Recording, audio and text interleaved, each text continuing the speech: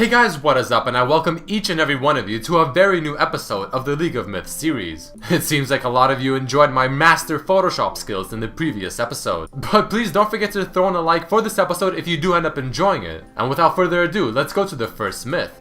This one, submitted by It's My First Time. Is it possible to block off an area of the map with just champions? So in the first scenario, we started somewhat small with only 3 big champions like Nautilus, Gragas, and Braum. And we went down to the bottom turret and took that small tiny space between the turret and the trees right under it and tried to put 2 champions in between and seeing if the 3rd champion is able to walk through it. And as myself and the Braum finally position ourselves, the Gragas is standing to our left and he cannot walk through us, he can only walk around us, and it automatically makes him pave around the turret rather than going through us as well. So in this case, it is successful to block it off. In the second example, we took it to a slightly bigger level. This time we had 5 people on the same team, all playing champions that are pretty big. We all stood in a line and we tried having the enemy Braum walk right through us, and unfortunately for him, it is impossible. And just to show the Braum is trying to walk through us, the one on our team moved aside and let him walk through. But as we were playing around with this, we found out something very interesting. If Braum has his shield up, it seems to change the way his unit collision works with his champion model. As you clearly saw, what previously Braum was unable to walk through, the one on our team put his shield up and suddenly the enemy Braum is able to walk right through our line. And we tested this in the opposite way, but this time standing in the line where the Braum initially was not able to walk through, and the enemy Braum put his shield up this time and walked right through us as well.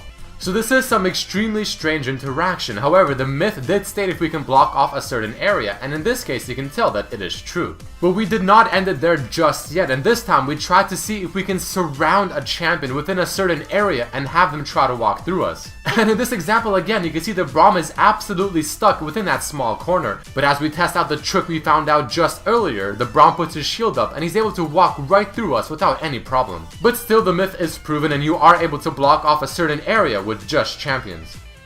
The second myth by Camarotos on Twitter. Can you get an assist without actually assisting your ally? So this may sound a little weird at first, but pretty much what we're saying is, for example, Janna does give move speed to certain champions that are within her range. So does something like that count as an assist? And the answer is no. But what if Janna uses her ultimate to just simply knock away a certain target, not damaging the enemy champion in any way and not directly assisting me either? Just pure displacement. And as she pushed away the Rise right to me, I didn't get healed by her or anything of the sort. Janna did not damage Rise and I got the kill, but the assist is still counted for Janna. So displacement seems to work, but certain buffs don't.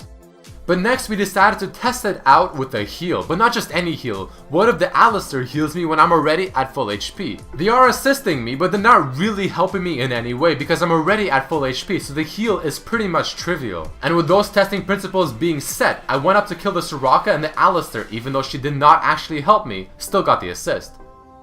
How about spells like Zillion's bomb? How would that interact with this myth? And as Zillion puts his bomb on Zed, I kill him before the bomb explodes, so the Zillion did not do any damage, but he still got the assist. And on top of that, the Zillion did not slow the Zed in any way either. The second scenario, the Zillion put his bomb on myself this time, and I killed the Zed, but this time, no assist for Zillion.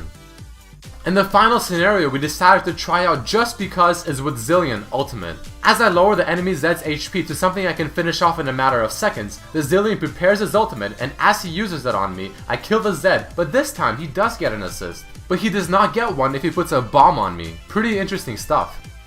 The third myth, submitted by iMuffinsX3 on Twitter. Can an emote dodge skills if they're moving away from the initial spot? So there are a lot of champions within this game that have certain taunts, jokes, or laughs that have them move around the area, moving away from their initial standing location. Lee Sin is a very good example of this, and we tested out with Lee Sin and Jinx as he moves up towards the area during his dance, and the Jinx's W still hits him, aiming at his initial location. We also tried to test this out with Jinx's back animation as she flies off on her rocket. And as she finally flies away, it does not seem like she's still standing at the location that she was, but the game clearly still does register her as being there. And the final test case scenario is going to be with Ahri. As she jumps backwards, the Jinx fires her W, and it's clearly looking like it's going to miss, but again, the game registers as a champion still being at that same location. And the final myth of this seemingly long episode is Yasuo wind wall blocks Orianna's ball. However, what if a champion with her ball goes through the wind wall? So this is a pretty straightforward myth, and I quickly want to show you guys how the wind wall does halt the ball's progress when using the cube. But what if a champion with Oriana's ball walks through the wind wall? Does it drop or does it go with the champion? And as it happens right there, you can see that the Lulu walked through with Oriana ball, and the ball did not drop. It simply stayed on the Lulu and went right through the wind wall. A pretty decent counter.